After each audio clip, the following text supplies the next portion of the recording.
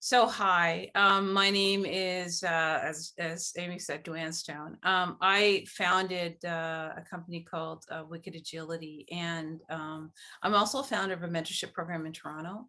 I'm a enterprise coach, and I work within two large organizations within the Canadian area right now. So I have my job that I have is my daytime job is an enterprise business agility coach. And my nighttime job and weekend jobs and the other days that I may have off is I work in the space of wicked agility. So what I like to always start off with is I start off with what are my fascinations.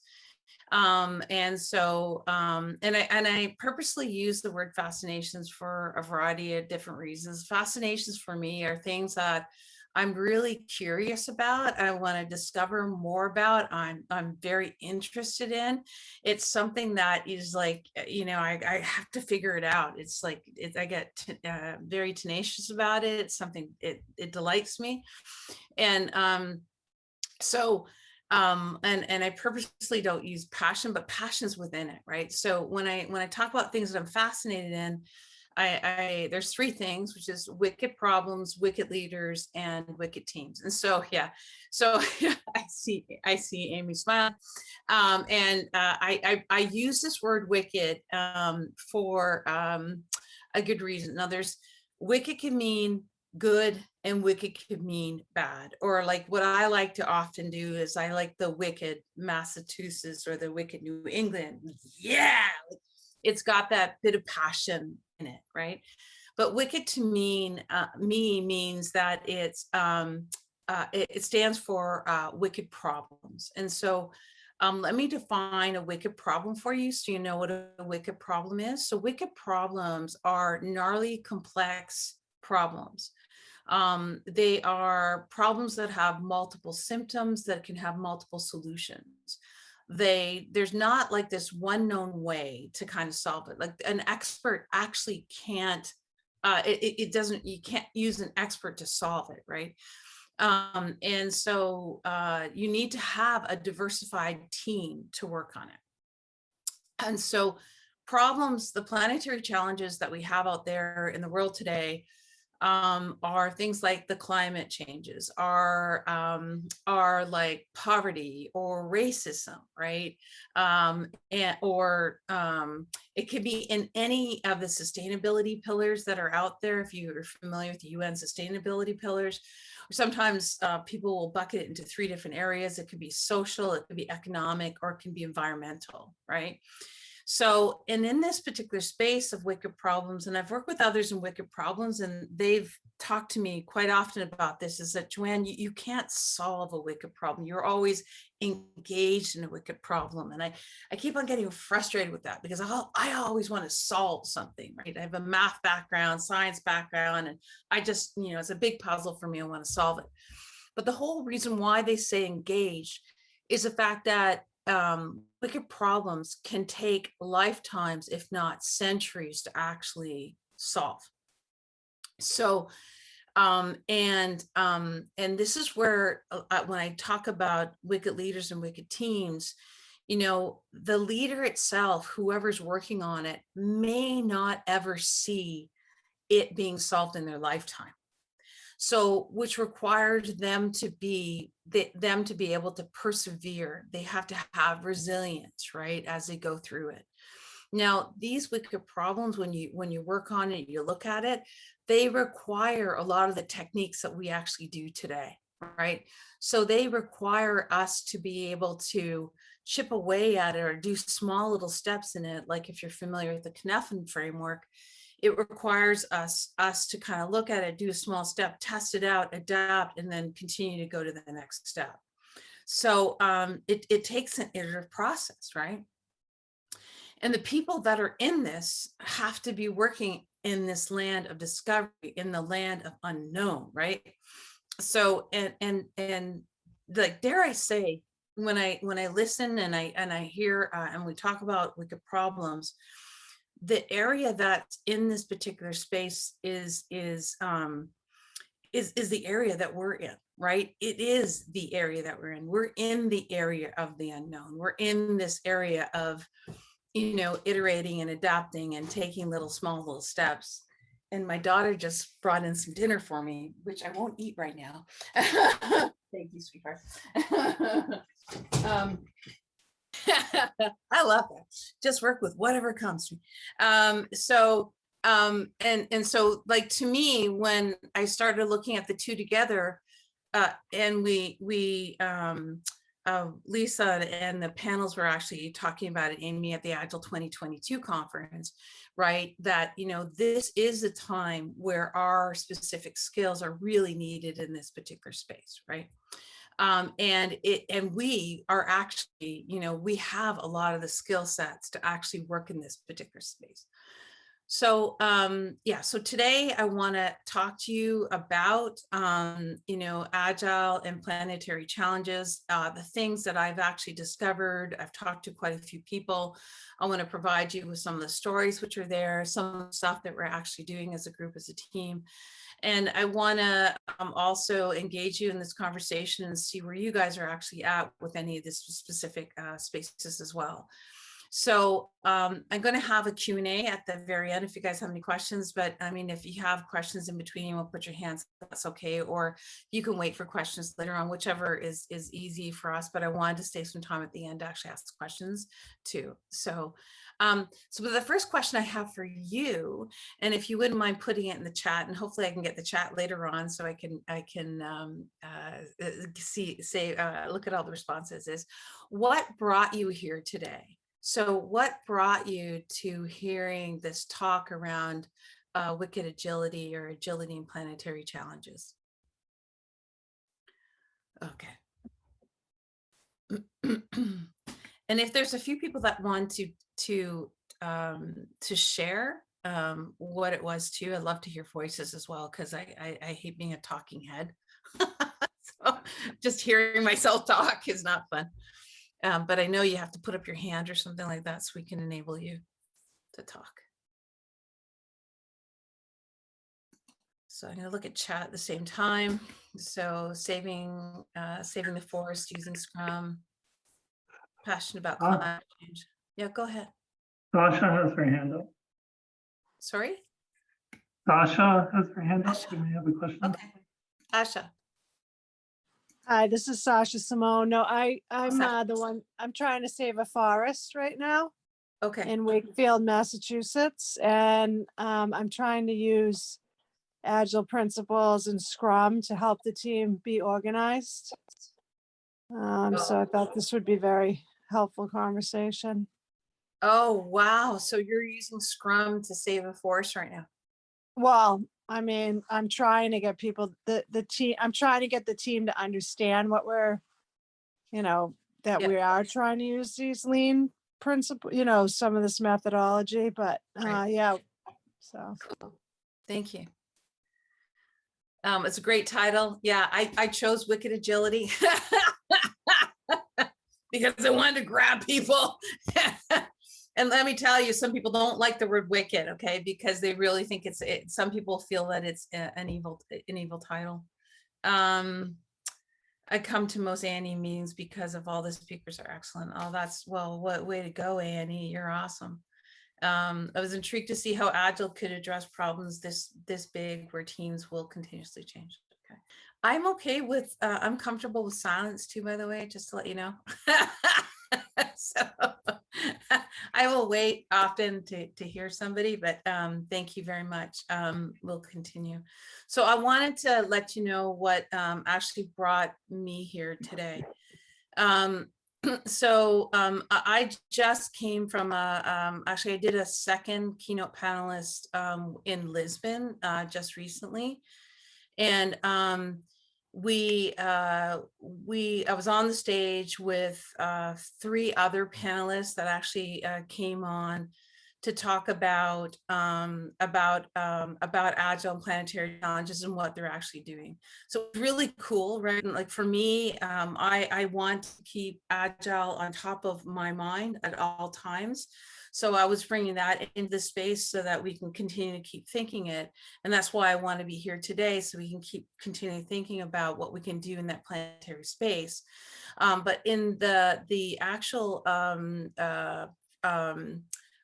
keynote that I was in, the three panelists that were talking, like one was around trying to save the African penguins, and he's using like open space technologies in order to kind of build awareness and bring other stakeholders in, which was really cool. We had another guy who was there who was Kuber, who was talking about how he was in the Middle East and working with people in the Middle East who have small businesses like barbershop people, or people who have maybe a very small business that have no business knowledge whatsoever. So what he did is he started to bring in a mini MBA type of program, but through an experimentation type of approach, to help all these individuals figure out how they can run their own business so that they can, have their, they can, get out of debt and live a better life, right? And another one was bringing sustainability into the teams in an organization, and she was doing it through a product management perspective, where we were keeping the planet as a stakeholder, right? And so it's really cool what some of these people are actually doing. Lisa actually was part of, we actually had an open space event, and we started to talk about the feelings which are associated to climate. So this is a really heavy topic, and I know that you guys were talking about it here, that it can be really quite daunting, like it's a very big thing. So the one thing that when I actually work with a lot of people in this particular, when I start talking to a lot of people, because I've been going to a lot of different meetups and trying to figure out who's doing what has been discovered is that usually people are in a state where they're in a, how can I say, they're kind of stuck, or they're actually unstuck. So what I find is that people are in either there, and I've been in both states, almost it could be this day or that day, but I find that people are either, they are basically finding that it's daunting to kind of work in the space of planetary challenges because it's way too big, right? Or they're very doubtful that they can actually do anything in this particular space. They're disappointed that nothing's being done in the space, or for me, what hit me really hard is despair, right? Being in the state of despair where, I can't do anything at all. So I find that people are typically in those 4D areas.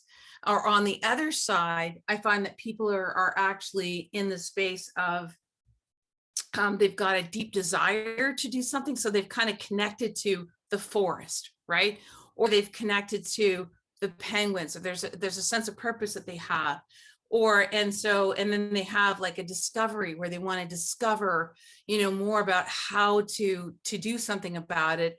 Or and then they could be distilling it all, trying to figure out what they want to do, and then they're in the space of doing, right? So what I wanted to do right now is actually put you into breakout rooms so you can explore those 8 Ds that I shared. So the first 4 Ds are, they're daunting, doubt, disappointment, and despair. I know someone actually put it in the chat. That would be great before. And the other 4 are deep desire, discovery, distill, and do. And maybe I can actually put it into chat right now so you guys have it. So, because what I want to do is I want you guys to actually, okay, thank you. You got it. Okay, great. What I want you to do is go into breakout rooms, and I want you to talk about, are you in the first 4 or in the second 4 as a group of 3, right? So I'm going to put you into a breakout room for about, say 12 minutes, okay? I'll share the other 4. That makes sense, Roseanne. Second 4. So everyone has it. So this is deep desire, which is understanding why you're doing it, discovery, distill, and do. Okay. All right. So I'm going to put you into breakout rooms for about 12 minutes. So you can talk about which side you're in. Okay. And you'll be in breakout rooms of 3. We create. Awesome.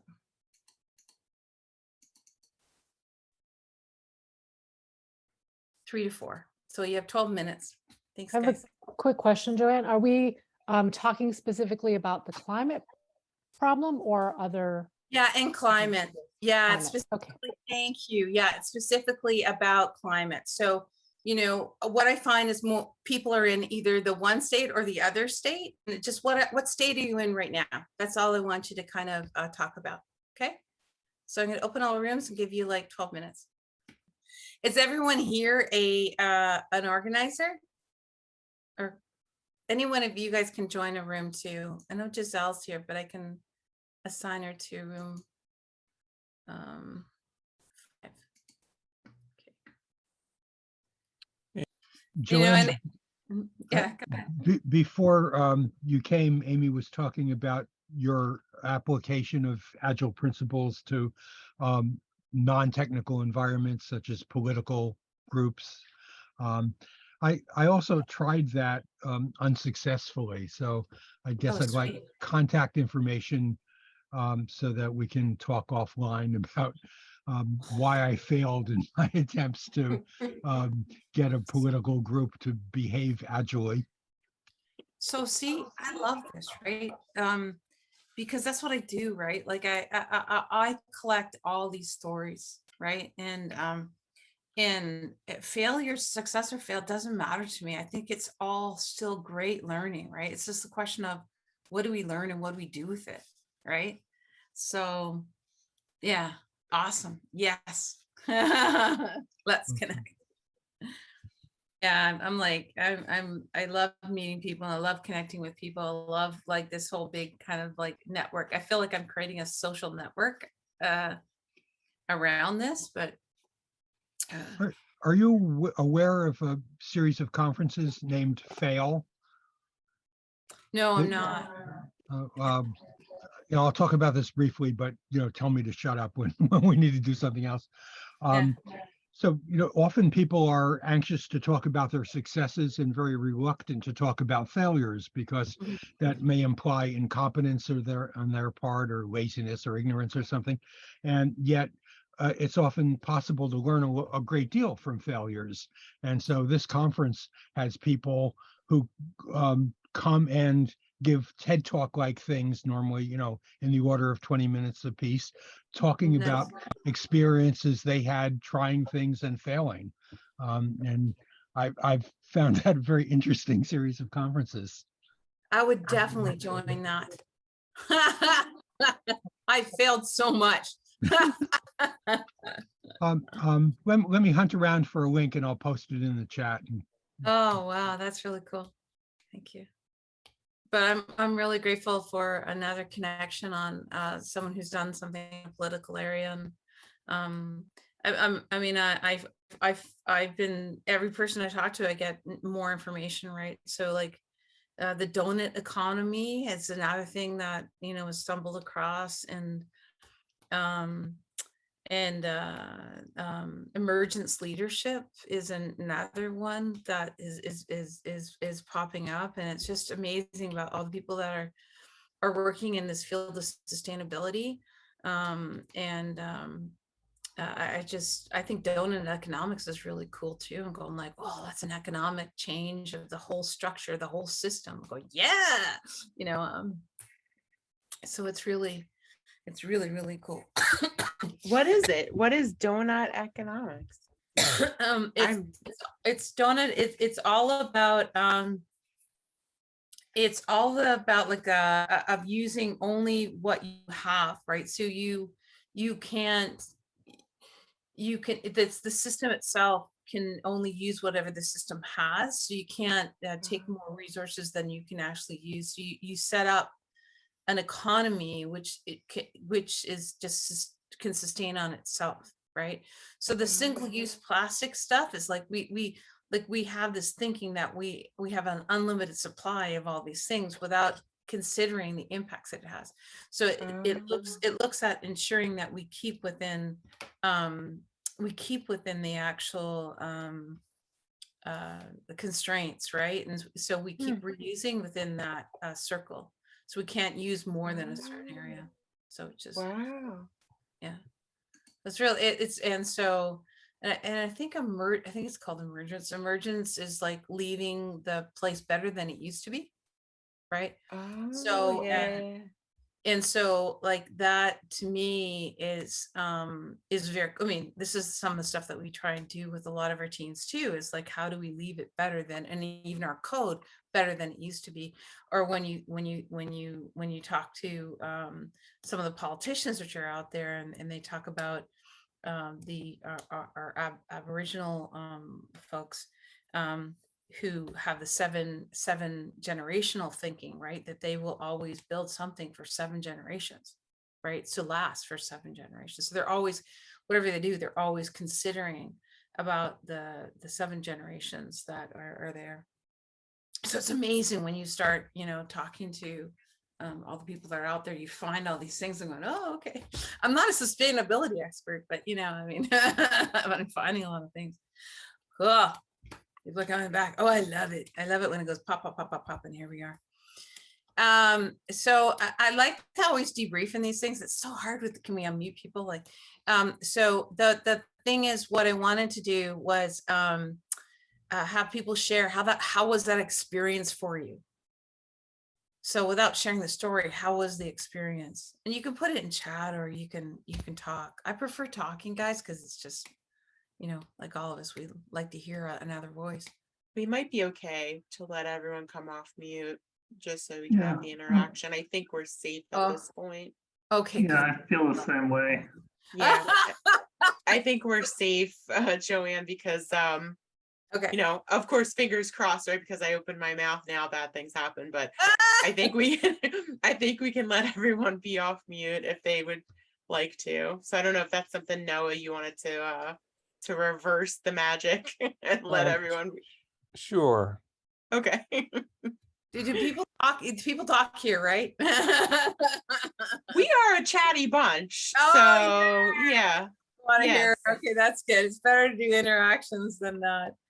We're unable to unmute ourselves. For me, it was slightly off-putting to be open up by. Okay. Oh, thank you, Laura. Yeah, you know what, and there's this aspect of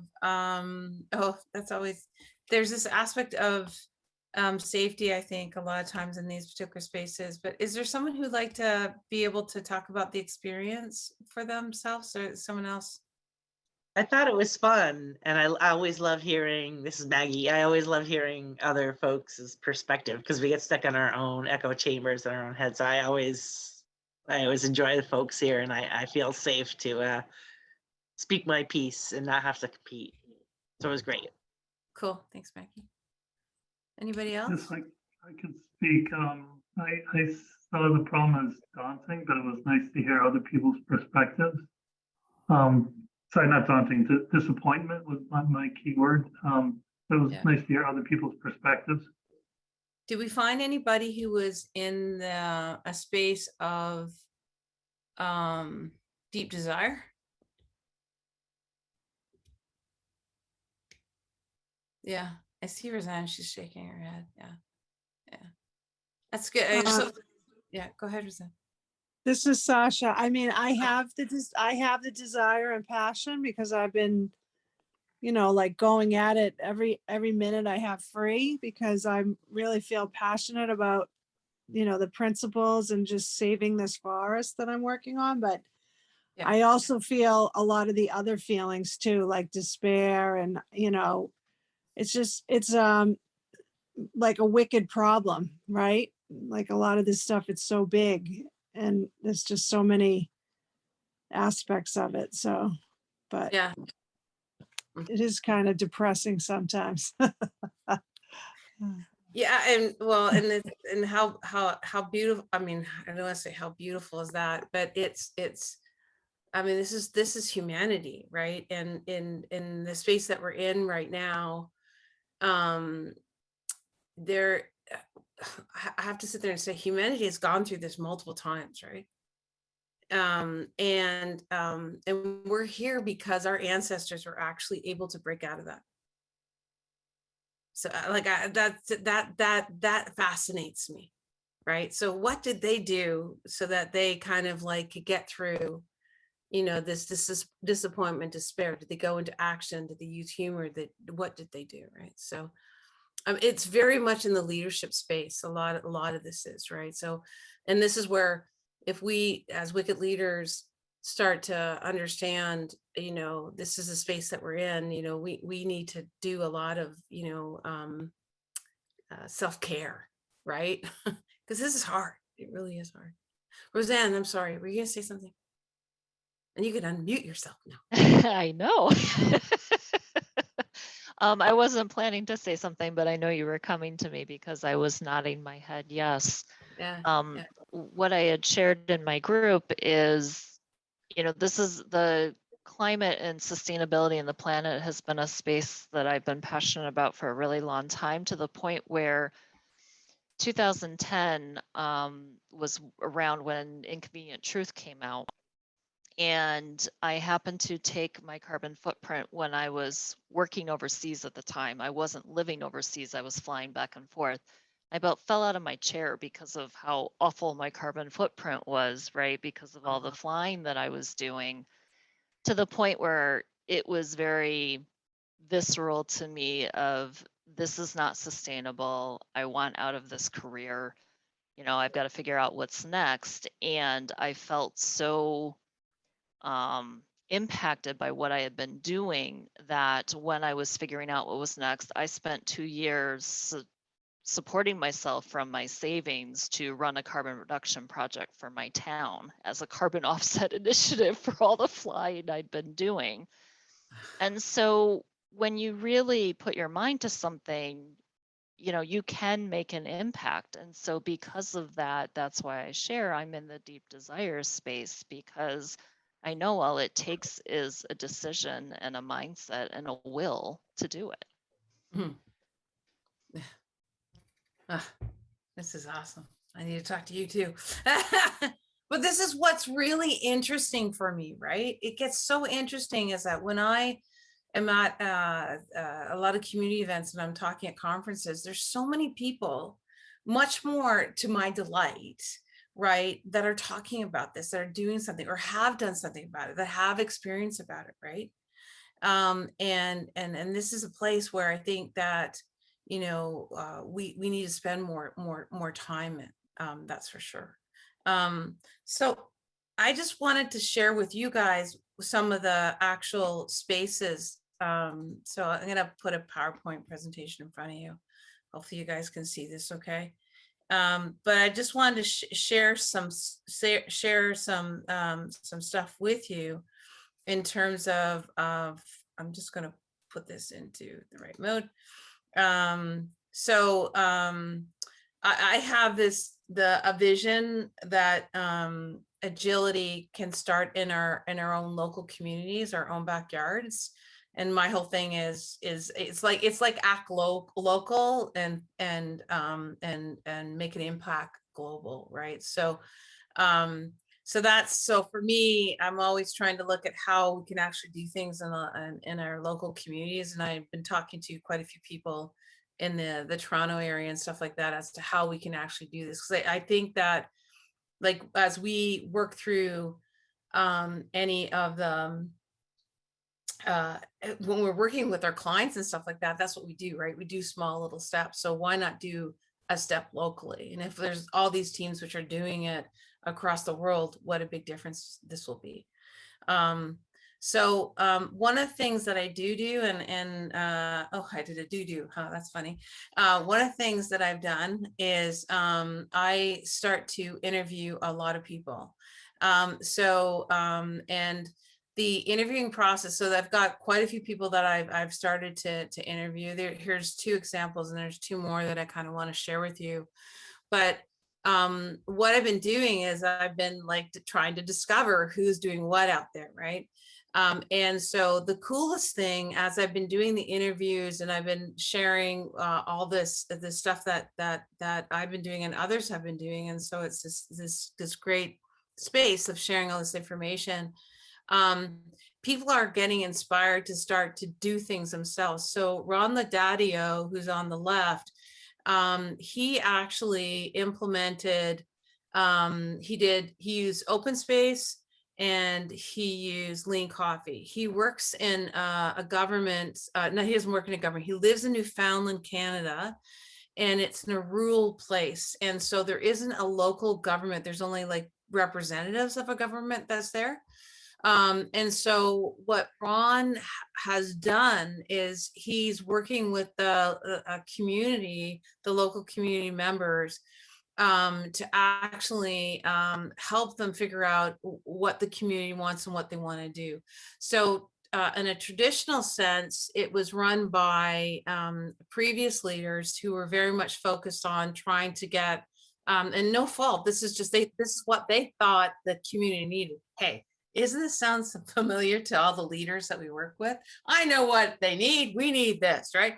So, the in that particular community, it was all around tourism. We think we need to get more tourism. So, what he actually did is he actually went in there and he actually had conversations with them, and they did a lean coffee to figure out exactly what are the different topics that are out there that they want to explore. And they turned around and then did an open space with the community. So the community itself came in, and really what was on top of mind for these guys at that particular moment was a local community store was shutting down. The owner couldn't, it didn't make sense for him. It wasn't profitable, or he was retiring. That's what was happening. So basically, the owner was retiring, and the next store was about an hour and a half away.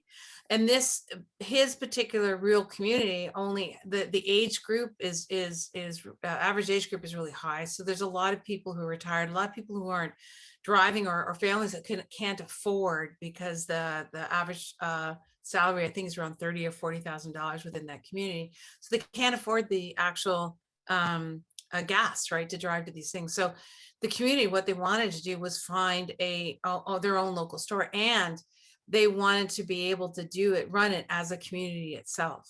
So, that conversation would not have actually taken place unless, Ron had kind of brought in the different types of bringing open space technology into that particular group and work with them.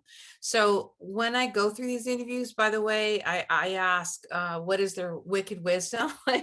So each one of these will have different wicked wisdoms, and they do talk about the different things that they do from an agility perspective. The other person I actually talked to is Yuda Eckstein, and Yuda, if you're not aware, she has something that's called comparative agility.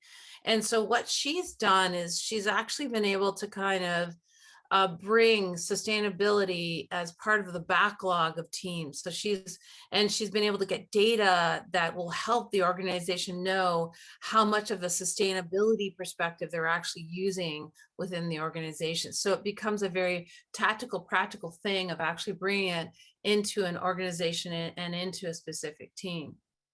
It's really interesting for me because another panelist that I was part of the last Lisbon group, her name is Sabine, and I can't pronounce her last name, but Sabine herself is also like bringing, like I was saying earlier, the planet at the seat of the table. So she's using a product backlog or product canvas, which also has another column on it, which is around the planet.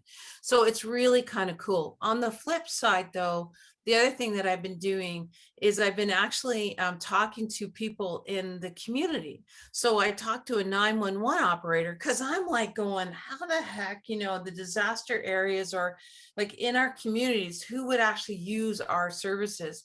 And so it was really interesting that when I was talking to the 911 operator from New York State, and she does disaster center. She takes care of setting up disaster centers. There's a person that's in there. But she was talking about the situation where they themselves, you know, they do stand-ups every day. And they not just every day, multiple times throughout the day to kind of align where everybody is. But it's really interesting when you start talking to some of these guys because they have set practices that they do for 911. So they will always do 3 things, which is like clearing the roads, you know, getting the energy set up. And I can't remember what the third one is, but they have a set practices where they'll always go through. And then the other ones they have to work with to figure out exactly how to work with it. But when you actually sat down and you talked to her, there's a lot of team dynamics, like who's leading the whole thing, like who's got to do what. And that team was very much set up to actually take care of them. They have to take care of each other. Because people can get so passionate in that particular space, and no leader is watching over them. That's not the mayor, it's not the head of the disaster recovery. They're just, you know, they're focusing on the disaster themselves, but no one's really looking at the health of the actual group or the team. So when I started looking at some of the stuff that she was doing, it was very much for me, I was going like, oh yeah, I could see us working there, and I could see us doing that, and I could see us helping us that way. So like from my perspective, the discovery is kind of helping me figure out and knowing that we can actually do this stuff. And so I started off with the 911 operator one, and I went, or at least Atkins first, but then the 911 operator. But then I started finding all these different people who are doing all of these different great things within their backyard, right? So which is really cool. Now what this has actually led us, so I do the Wicked Agile interviews, but the other thing that's led us to actually come up with is that there's a lot of people that are doing a lot of different projects which are out there. So I'm like, every single time I keep peeling the onion away, I keep finding additional people that are actually out there. Guys, there are a lot of different groups, a lot of different teams that are out there doing a lot of these amazing things. So myself, I'm trying to build this community. I'm like I'm trying to create this sort of like, I call it, I don't know if I want to call it a social network, but I'm trying to figure out how we can all kind of work together as a community. So my whole thing is around trying to create this network so that people can understand how things are done, and they can share practices, and they can share, you know, their support for each other and the stories and where they fail and where it's worked. And I think that the more that we're able to kind of do that, because I have an assumption that the more that people know that other people are doing this, then it's easier for them to do. They don't have to worry about the despair and the doubt and everything like that. They can partner with other people because they know it's being done, right?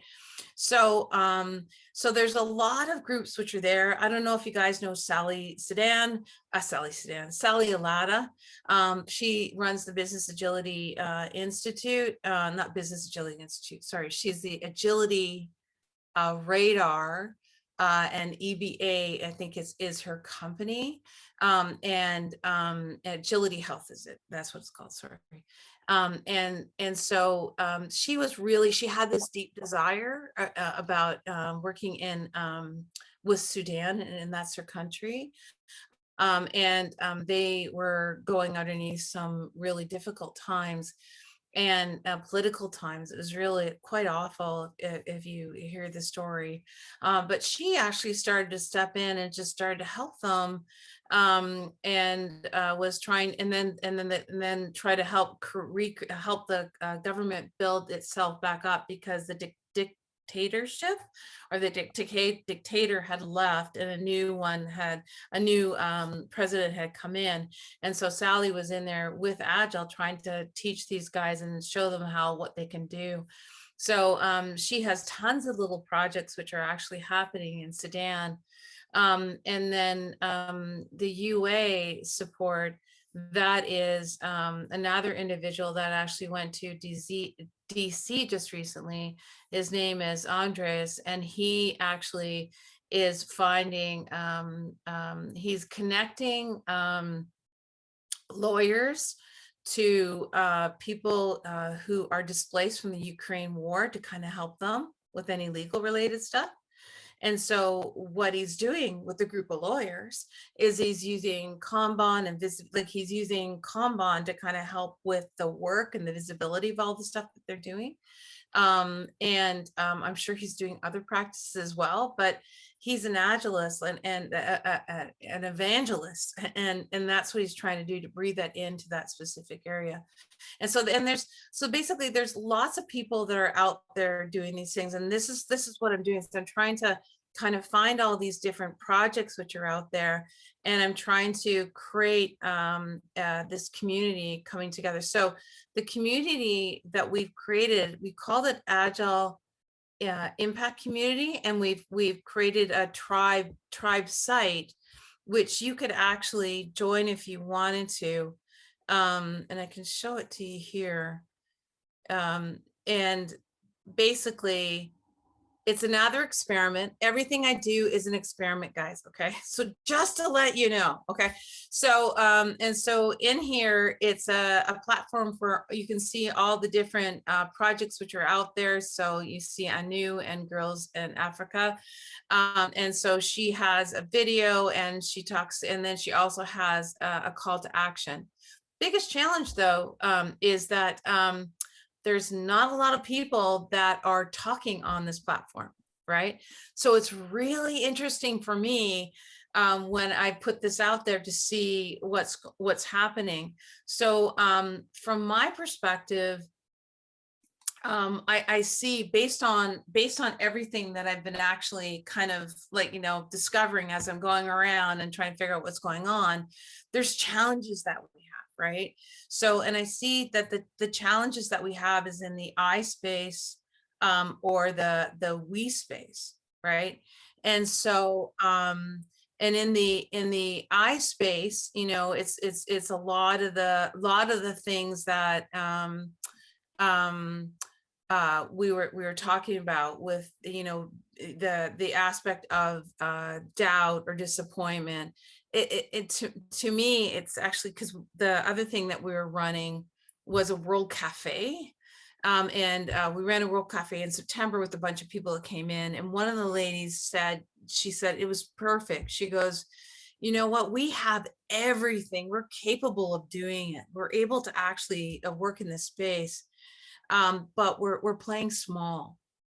And it's like, oh, you're telling me I'm playing small, it's like, and like, it really challenged me, right? In terms of, and I do think that's, and I question, when you open that up, what does small mean, right? It could be a variety of different reasons. Like, I'm very empathetic with people, we just don't have the time, it's not the space, it's there's so many things that are there. So for me, I'm very interested in trying to figure out what I can do, or what we can do, to kind of remove whatever block, to make it easier so that the pathway is easier. So this whole social network thing that I'm trying to create, or not just me, but others are trying to create, I'm hoping we'll kind of bring these people actually together, right? So that we can share this information and knowledge as to how to do it. And Maggie's put her hand up. I love it. Maggie. I'm sorry, it's going to be something technical. And then, did you stop sharing your slides? Because I don't see them anymore. I did. Okay. Can I get the URL for the Agile Impact community site? Yeah, I can can put it in the chat. Yeah, I'm sure you have in other things, but I like to duplicate. Yeah. No, this sounds great. It's definitely some follow-up reading and investigating to do. Thanks. Yeah. And I Roseanne, you put in a couple other things which are there, which is really cool. And those are things are local in the Massachusetts area, right? So I mean, it's just it's the stories that I'm finding, it's really interesting, right? So there's a lot of people that are they have this particular passion to do something, and they follow it. And it's amazing as Agilists, the techniques that we use. We tend to kind of go into these techniques when we're working with them. Sometimes we don't even know we're working on those specific techniques when we're actually working with some of these companies or some of these projects that we're working on. So I talked about the I space, but there's the we space is the challenge. And the challenge in the we space is that I don't see enough people talking about this. So like, this is great that we're in, and thank you very much, Amy, for having me here. But I don't see that in the Agile space, we talk about this, right? It's like, it's not something we talk about a lot. Or the other thing is, we're not like in community around this. So we're not linking arms around this, right? So, and those are the areas that, I'd love to be able to kind of have the ability to do more in that particular space. So that's like, in my mind, it's like, how many people can we kind of connect to? I was actually talking to Agile World today. And Agile World is trying to connect communities together too. So it's like, okay, great. I got another link. I'm going to link to them, right?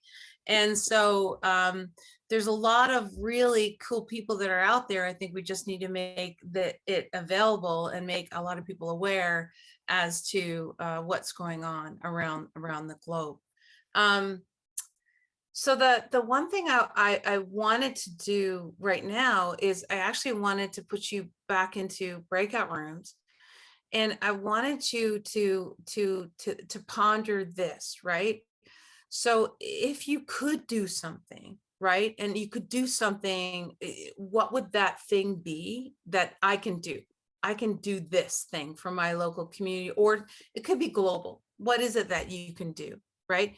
And the other thing I wanted to get your help in, and I want you to kind of talk about, is what can we do in the we space, like in the community space?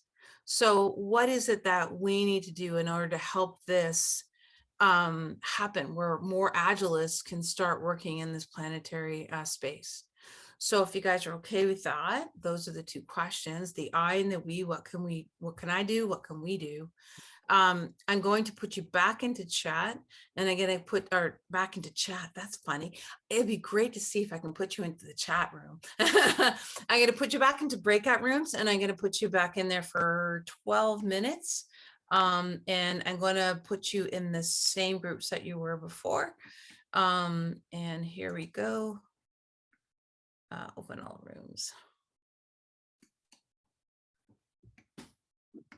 And Jerry and Sherry, I'm going to assign you to a couple of rooms too. All right, so hold on. Okay.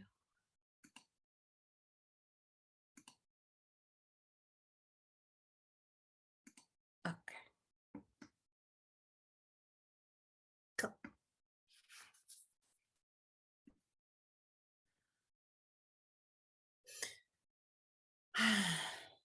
Thank you, Amy. No, sure, Joanne. I think this is, I want to do more with not technical stuff. I really do. And, the board has been talking about this now for a little while. We really want to set a theme of 2023 to, really stop this whole, it's not just tech, right? It's not just tech. And we were talking about this as a board at our last board meeting, because I think it is important to stretch our minds. I know it started in tech, and that's great, but it can go other places. It doesn't have to just stay in the technical fields.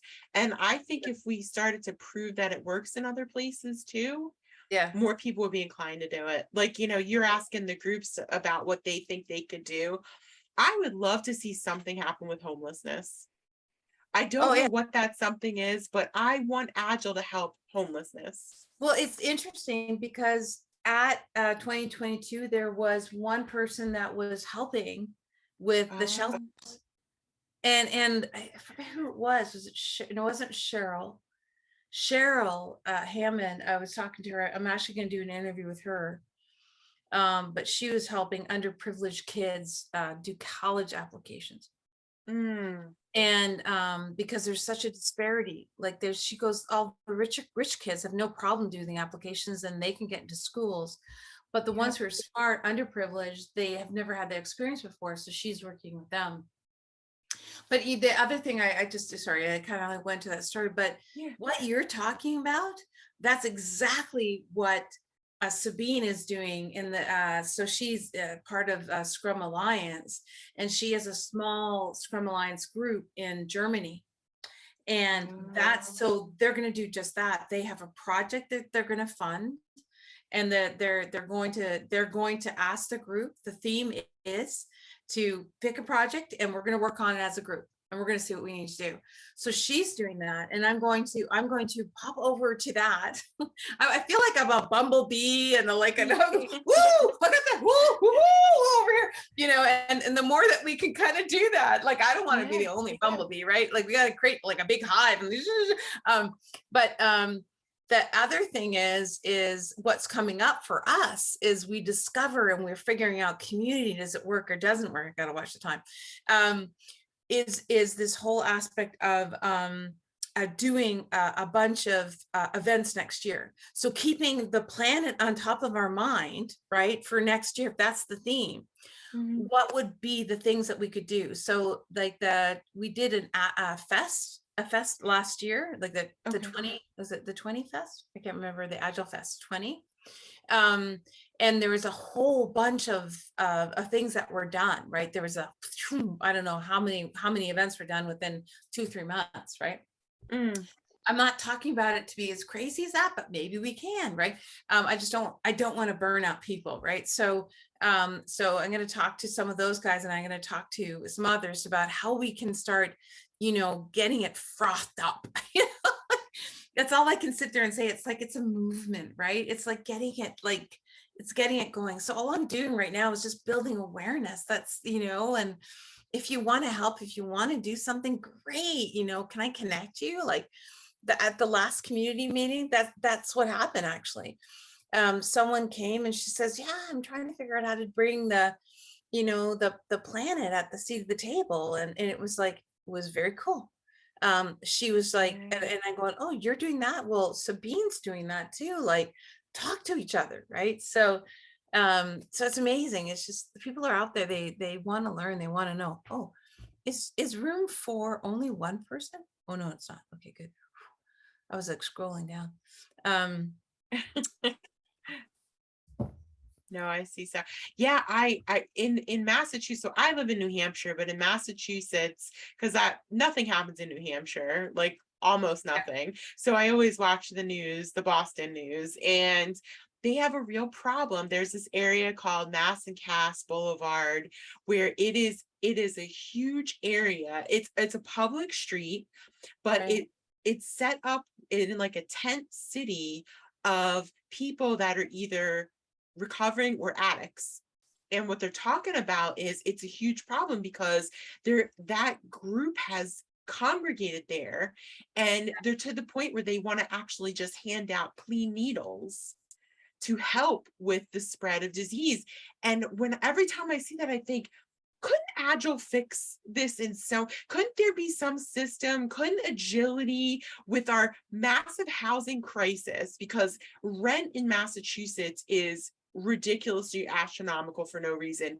So if people got together, someone with a lot of money bought a building for reasonable prices that could help recovery, at the same time reduce the homelessness of recovering people, or people who need recovery, who aren't ready yet but need to be get them off the street, where this I mean, there's got to be, and you just think there's a problem to solve there has to be a problem to solve. Why can't the mayor say, I need an Agile coach, I need 2 Agile coaches, I need help, right? Bring them into the government and say, like, we know that they talk about in the news all the time, obviously it's a problem.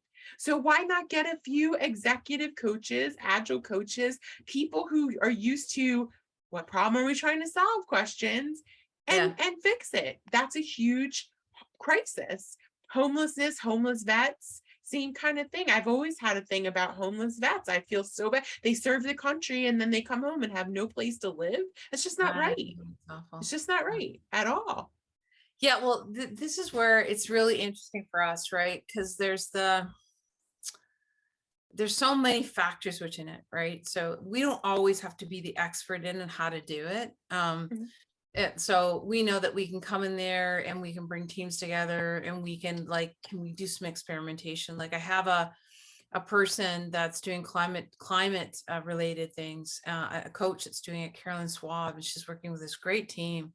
It's just with a group of scientists, and they're trying to kind of treat the oceans with almost like the milk of magnesia type of thing to take care of the balance of acidity. And so they have a theory as to how to do it. But then it was like, what do we do first? Like, how do we, and so, it's like, well, why don't we just, do in small little steps, and we find, what could be the smallest areas that, so she came in there and she started asking, all these different questions. And so now the scientists are thinking slightly different. So it's really cool, right? You think they're scientists and they do this type of experimenting. But I think what happens is we get into certain old ways, right? So we come in and we do these things.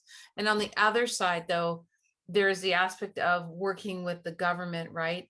Or not working with the government. Yes. And it's working with it's like working with the with those specific communities, right? And not the community, but the people who take care of the homeless, right?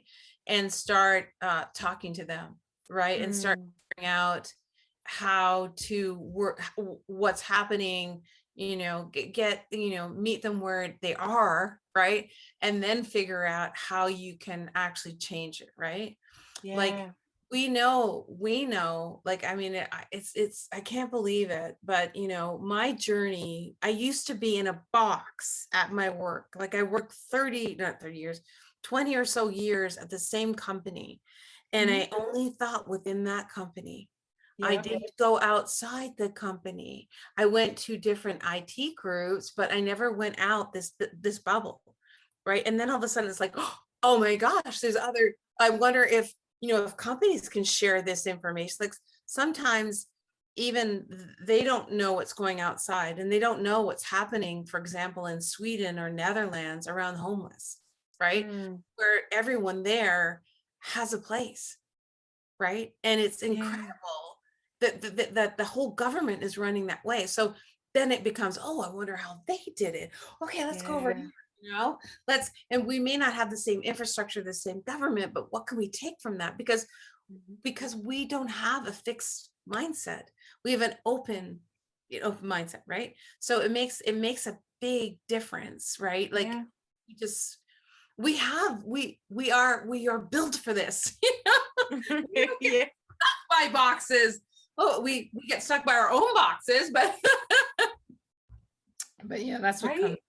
You're right. In the land of opportunity and entrepreneurs, TikTok and Instagram, are we really held back by all these things? No, but we do impose it on ourselves. Like you said, we think, oh, we can't do it. We can't do this.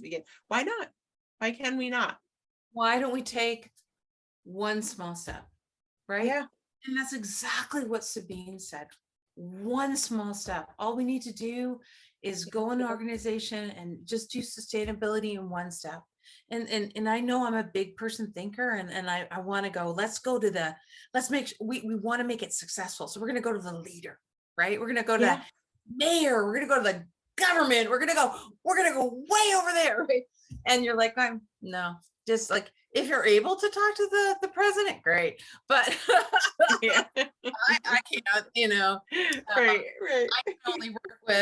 can only work with, who I have. And so, you know what, in my local government, I have a friend an acquaintance that actually was a coach for my daughter's hockey team. He ran for office. Oh.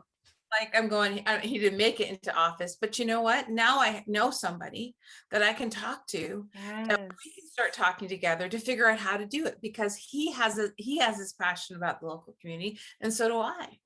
Right. So we could work together to do this, and we can figure out how we can bring this way of working there. But I can do it in my local community, or in the areas of influence that I have, which may not be local, could be worldly, who knows, right?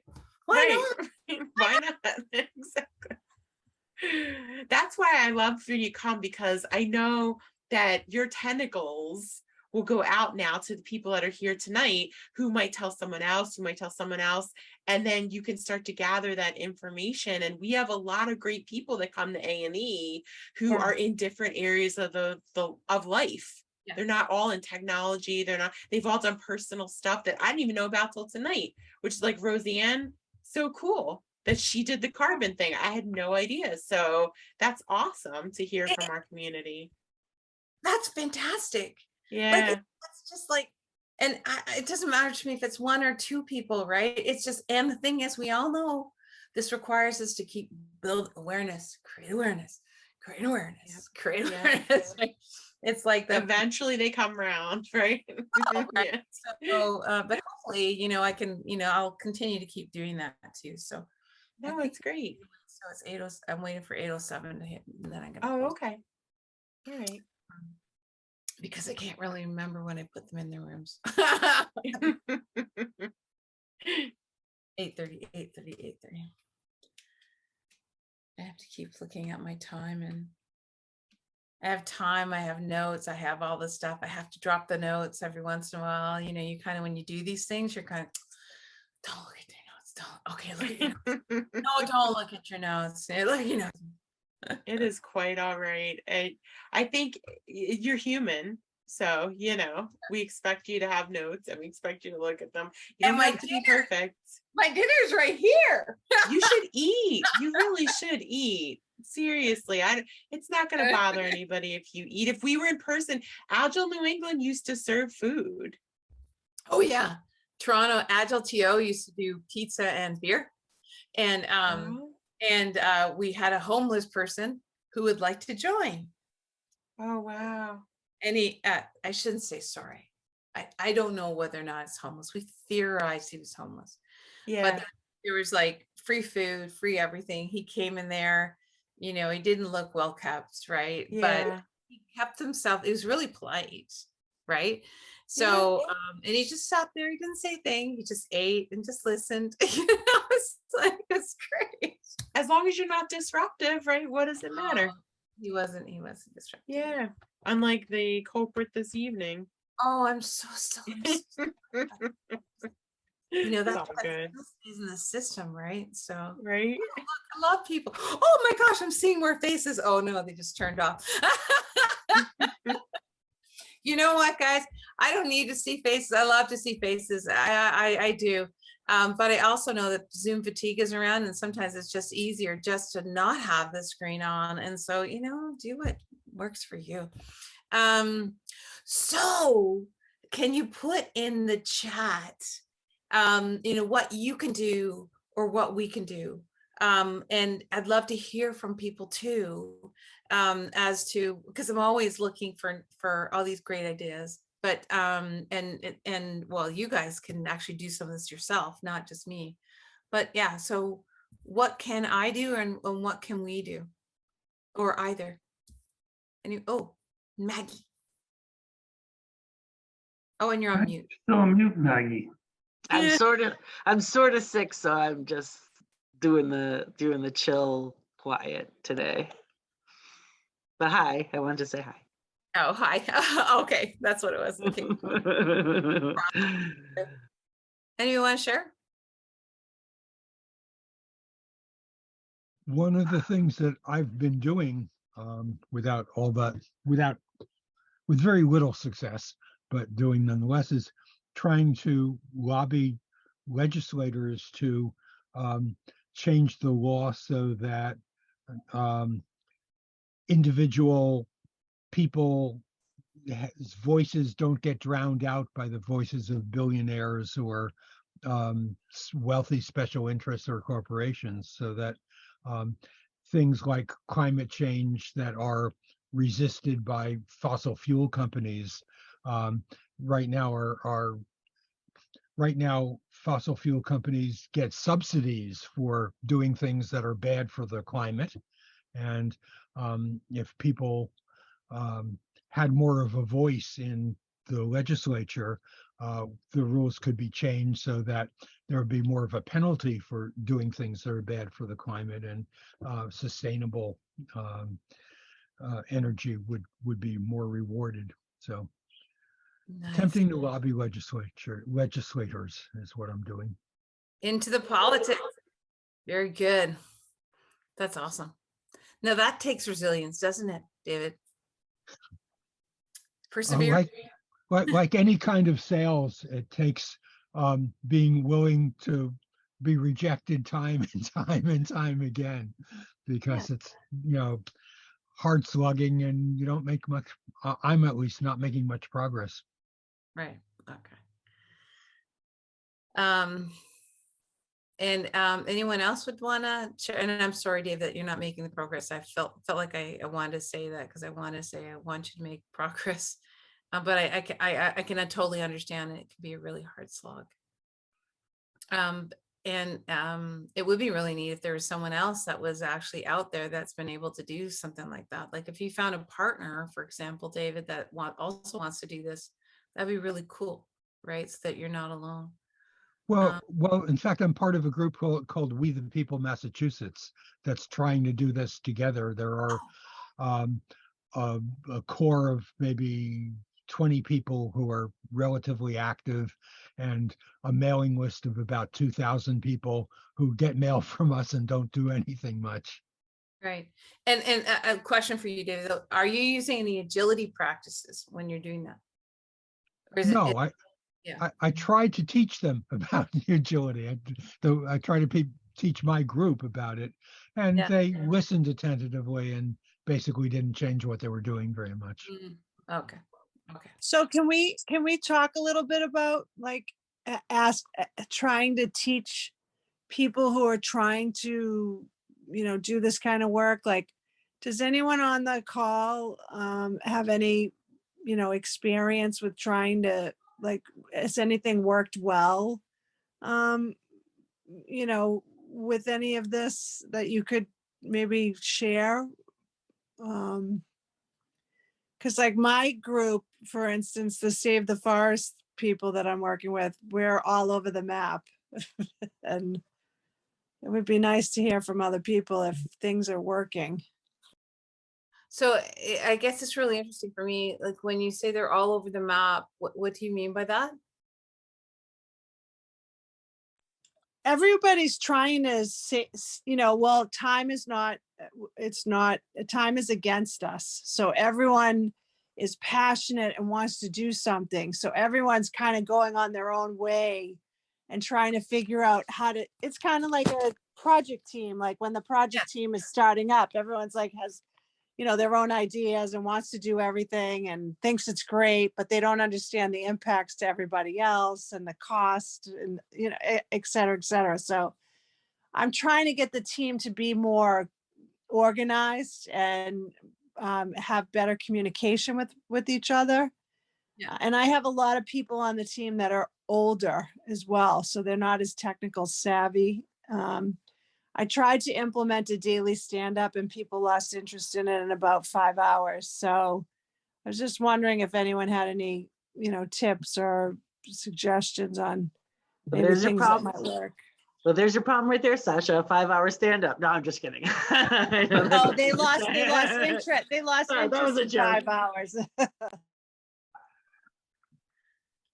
People lost interest very quickly. They just, they didn't want to do a stand-up or a 15-minute call. Definitely, totally joking on that one. Definitely different generations have different tolerances and trust and feel safe using different levels of technology for sure. So and so it sounds like it's intergenerational too, right? So there's different levels, right, of people who are there, are different. They're from different backgrounds and different ages, right? So yeah, like to me, Sasha, the way I would look at it is just like any sort of a team that I'm trying to work with in terms of team dynamics, and the first thing for me always starts with the why that we're here and what can we, what can we do together to help each other. So and what's our team agreements, and so it's very much it's working on from a team dynamic issue or challenge. The thing is, I think sometimes that happens is that there's this passion that's there, and so Ron Laudadio, where when he was bringing all of his community together, he actually, when they did the open space, he put a rule in place, which because one of the challenges that were happening is people were kind of like always complaining about, not, things aren't happening fast enough and no one's doing this, I'm not getting where, whatever. He put in this rule of I only want forward conversations. So we can only have conversations which are going to bring us forward, right? So, and he made sure that was a rule that worked, or he made sure that was a specific rule, and that really helped him and his group. So he actually had to modify some of the principles of open space in order to support working and talking with this group. And so to me, Sasha, I mean, I would love to talk to you about your specific group or team, but I do know others who have worked with people who are pretty passionate in the specific area, and hold the conversations that so that they can actually have the needed conversations that they're working with each other. And I don't know if that helps at all, Sasha, but I think yeah. God, whoa. But how many people here are Agile coaches, by the way? Do we have? Yeah. So yeah, David, you're an Agile coach. Yeah. Yeah. Yeah. And would you guys have any recommendations? Like, what would you do? For Sasha's specific problem, I'm hesitant to offer a suggestion at this point. Okay. I don't know if they'd be up for it, but I do some design thinking training. So a session like that might be useful to get people aligned and behind a common problem. That's one of the small areas where I'd say I've had a little bit of a success in this space when you raise these questions, is I do some design thinking for some doctors, and some doctors have a topic of sustainability, wanting to reduce medical waste. Nice. And so I was thinking, maybe can I incorporate some successful examples where design thinking has led to a more sustainable solution into my training that might actually help motivate others to think that way. That's the one thing that I think I got out of that breakout. Well, and I'd love to connect with that story, because I think that's a fabulous story that others would love to be able to hear as well, right? So thank you for that. Cool. Yeah, so like I feel that, like I know that we have a lot of the tools and abilities to kind of work with these specific teams. I think that the thing is, we may not be used to actually work, and this is the part that scares me, because we're not necessarily working, we're working in the space of corporations, right? So, where maybe emotions aren't as high. So how do we kind of work with some of our local communities where emotions can be pretty high against some of these things? So it's being able to work with the different emotions. And I love it when I was talking to Ron about that, but Ron, like he just treats people like people, as he calls it, right? And when it really comes down to it, when we can have these conversations with them and understand them a little bit better and what's driving them, right? What's keeping them up at night, where it becomes a more human, that sort of aspect of that emotional aspect starts to go away more, right? Or the high emotional stuff, but it really is about sometimes we have to put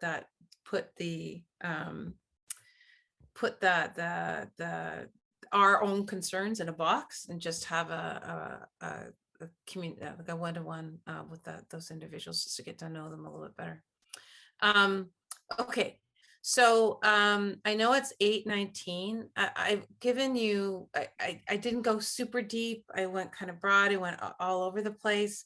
Do you guys have any questions for me at all about what's happening? And I can tell you what's happening next, but do you have any questions at all for anything that I'm discovering or seeing? Or yeah, Roseanne. Joanne, I apologize if I missed this. Where are you located? Oh, I'm located in Toronto, Canada. Thank you. Yeah, I'm located in Brooklyn, but it's with an I, not a Y. Yeah.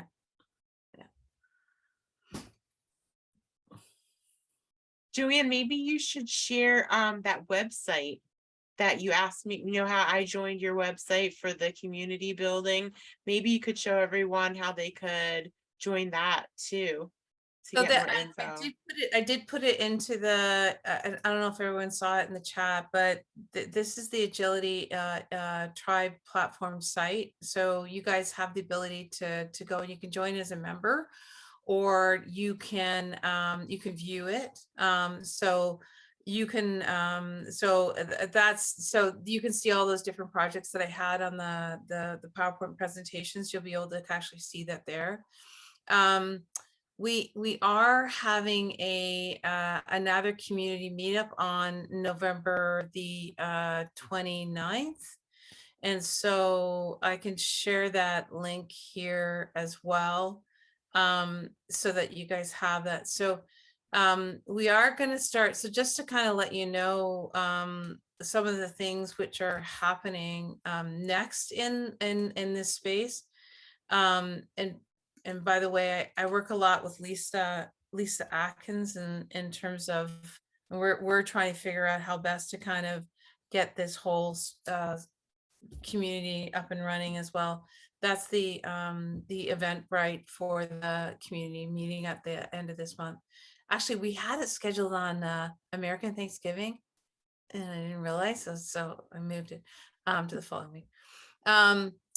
Yeah, so we're hosting these community meetings, and I was talking to Amy about this as well, just to let you know, there's some communities which are actually out there that are looking at putting as part of their plan for next year projects which are planetary challenges and agility type projects. So Sabine, one of the counter panelists that we had, she actually is initiating that within her group in Germany.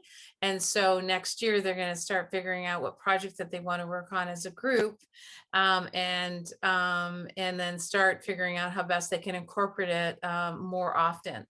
The other thing that we're doing is, and I was talking about this with Amy, is that next year the theme is keeping the planet Earth on top of mind. So what we are going to do is run a series of events for next year. I have no clue what the events are going to be yet, because as a community, we're going to come together and kind of figure out all the different experiments. But our theory is, like right now, we're just trying to build awareness, right? Like we're just trying to kind of, do more about this. And I know that we have people that are passionate about different, like this whole thing is a very complex thing. There's a lot of different challenges which are out there, a lot of different ways you can do it, lots of different perspectives, right? But the more I can make this less daunting and less hard, I'm thinking it's going to be easier for people, right? So, and we're at the very beginning of a movement. I feel it because there's so many people that I talk to that want to get involved in this, so many more communities that want to get involved in this. So I feel this is the time we can start coming together, and actually, to tell you the truth, we can actually start leading this, right? So if we really want it, yeah, because we know how, right? So this is the business that we're in, and I would dare say that most agilists, are at this worldly kind of like big view, where they want to step into this place, a space, and make that difference. And I'm not trying to push people into this space. I don't want to do that, and I'm not, and I don't want to make people feel like shameful or anything like that. It's all about that, about doing it or not, because I know that everybody is in their own world and they can do as much as they can with what they have, right? So but anyways, that's sort of what's happening next. And if there's anything from the we space, I didn't hear anything back from a we space perspective, if that you guys had any ideas.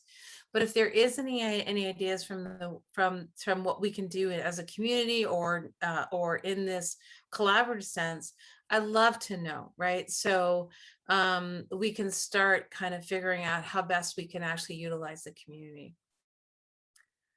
Cool. So I feel like a talking head.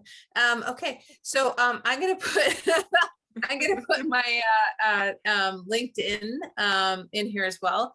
If you want to connect with me, please do. And then, again, and connect me with stories. Sasha, I'd love to be able to kind of help you or find someone or connect you with someone. I think that'd be so cool, right? So because I think that's what our community is so good with, right? Is supporting each other and helping each other as we go through this, right? So okay, now I'm gonna put my LinkedIn address there. So Yeah. thank you again, Amy. Sure. Really appreciate it. I think it's just awesome. And giving me the platform to share all this fun stuff that I'm doing. Yeah, so thank you again. Joanne, No, you're so welcome. Sorry, Okay. sorry, Amy. A reminder to everyone, and Joanne, you asked specifically about getting the chat. So if you look at the bottom of the chat where there's the little smiley icon, there's a little breadcrumbs with more, and you can save chat. Yes, I can. Thank you. So because once we close it, you can't save it. So take a chance. Okay. Awesome. I'm gonna get my LinkedIn address so you guys have it there too. So. And this is Sasha. Victor, can you send me your email again? I lost it in the chat when we left. If Victor's Okay, still on the I phone. will. Okay. I just Yeah. actually connected with you on LinkedIn as well. Oh, perfect. Perfect. Okay. Okay. Excellent. Yeah. Oh. If anyone's interested in trying to help save this forest, please let me know. We can use all the help we can get. Yeah, and you know what's so beautiful about this too, Sasha, is that if you're able to do this with your community, it's even much more sweeter. I love the fact that you're asking that too. So thank you. Thank you. Great example. What a great example. Like, thank you. Thank you. Thank you, everybody, for, being agile geeks and loving the saving the world one step at a time. Yes, Awesome. step at a time. So yeah, thank you, Joanne. We'll definitely have to have you back because I want you to keep spreading your goodness to everybody and getting more and more stories. I did an interview with Joanne. We had a chance to talk before she came to see all of you. So I would say if you have stories for her, hit her up. Let her record them, let her add to the pile of amazing stories because it's super fun to be part of her catalog. And I'm glad I got the privilege to do that. And we'll definitely have you back. And if you want to hang out with us while we do some community stuff, you can. If not, go enjoy your dinner.